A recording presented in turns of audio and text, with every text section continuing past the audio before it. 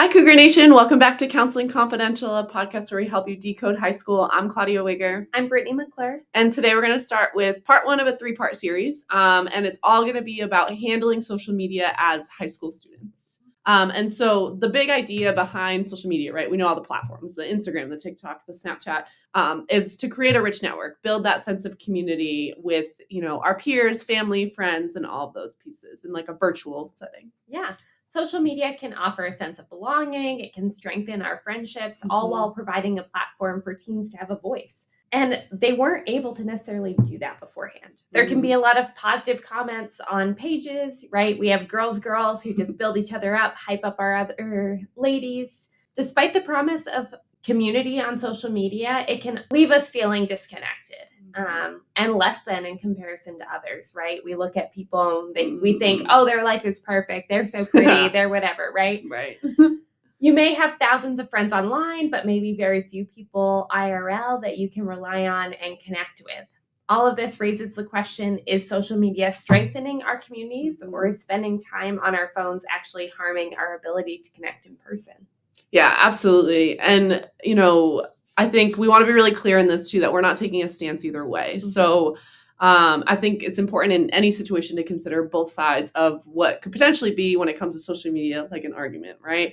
And so considering the decisions that you're making when it comes to social media and in terms of making sure that they're the healthiest type of involvement. Mm-hmm. And so it's all about how you choose to engage, right? And so we have these platforms, they're provided to us.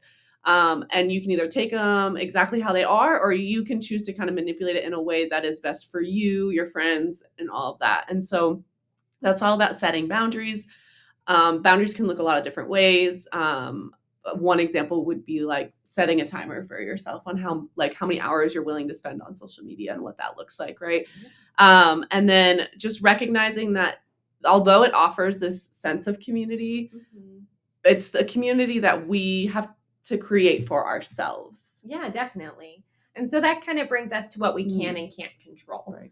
What we can control, what we post, right? Mm-hmm. Who we engage with, how we react to people, or content that may be less favorable to us. Mm-hmm. Reporting, time spent on the apps versus in person, deleting unfavorable comments off mm-hmm. our page, post, blocking people, potentially having dinner with you mm-hmm. without phones, really setting those limits of making sure we're having that in-person interaction too.